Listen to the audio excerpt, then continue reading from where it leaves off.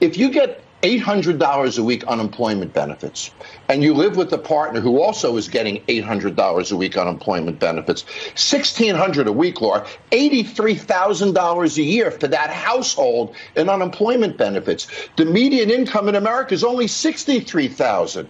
We're incentivizing people to stay home. What if we gave that additional unemployment benefits to employers to incentivize people to go to work? Well, what if we just cut off the unemployment?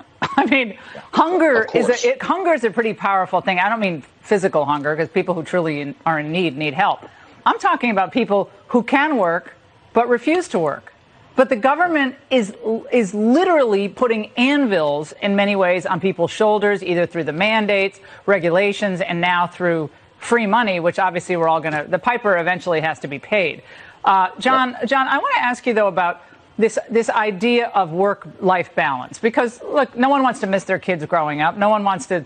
You stay in the office your whole life. You never see your family. So that's really important. However, have we taken that a step too far when you think of, well, a lot of the millennials talking about, well, I need time for self-care. I don't know why I'm harping on that tonight, but the whole self-care movement is a little, I mean, my mother is not with us anymore, but she worked by the time she was 12 during the Depression. If she heard the self-care thing, I think her head would explode. I think that's right. I have a friend in the military who trains military dogs, Laura, and they only feed a military dog at night because a hungry dog is an obedient dog. Well, if we're not causing people to be hungry to work, then we're providing them with all the meals they need sitting at home. They know not to go on that island because why? If you go to North Sentinel Island, you would have to kill everybody. So that defeats the purpose of white supremacy. White supremacy is all about going places and dominating people. White supremacy is about domination because, let me tell you something. Why is it important for white supremacists to dominate people? What do they get out of it? See, let's talk history and sociology. What do they get out of it? What do white people want? Well, they just want all the wealth and the land. Well, they got the land. When they go conquer a place, they got the land. They got the earth. They already got the land. Well, they be wanting money. It ain't about the money. The white supremacists create money. It ain't about the money. It's about the domination. I want y'all to understand something about money. People is money. Money is people. I want y'all to let that sink in. Money is people. That's what money is. Money is people. We are money. Money is people. Let me say that again. I want that to sink into you. People are money.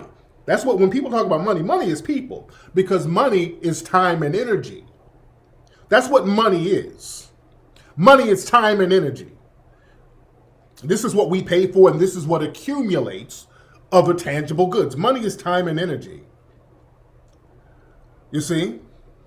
Now, to his credit, if I can say that. Wow, do we all get that? Yes. To his credit. And look, here it is. I didn't self-combust. I'm still sitting here. To his credit. To his credit, he was a CEO and a billionaire.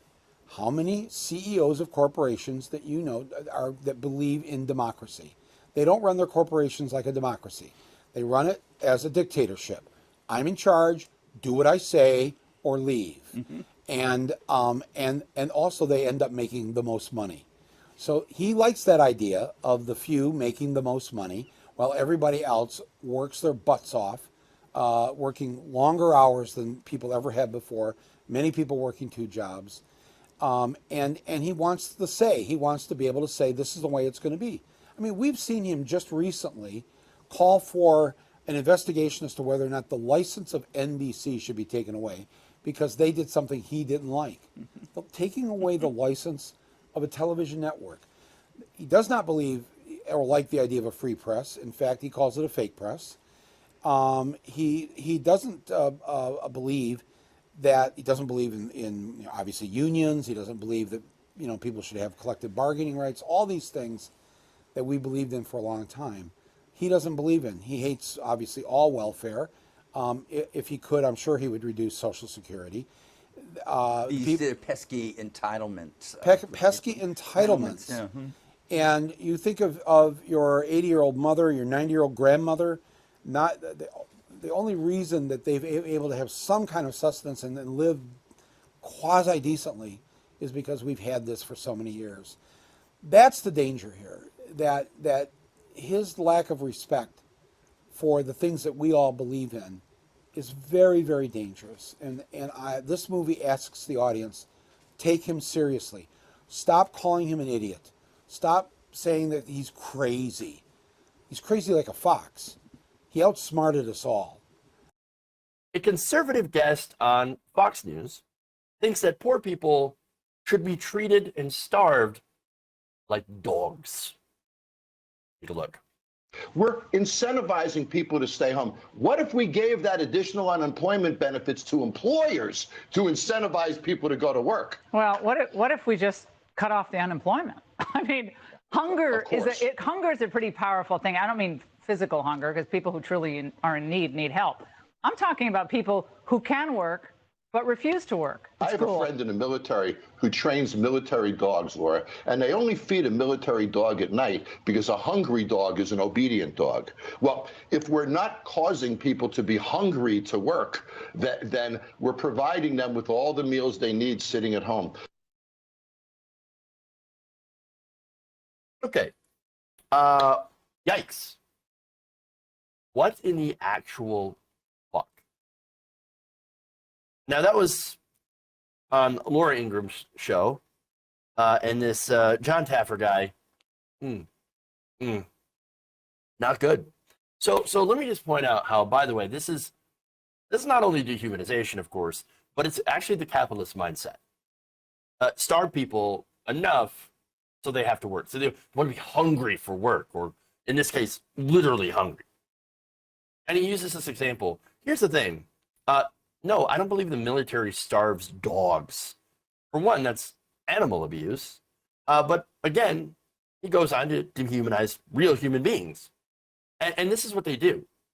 They call people on welfare leeches and dogs and, drains in society, drags in society, the dregs.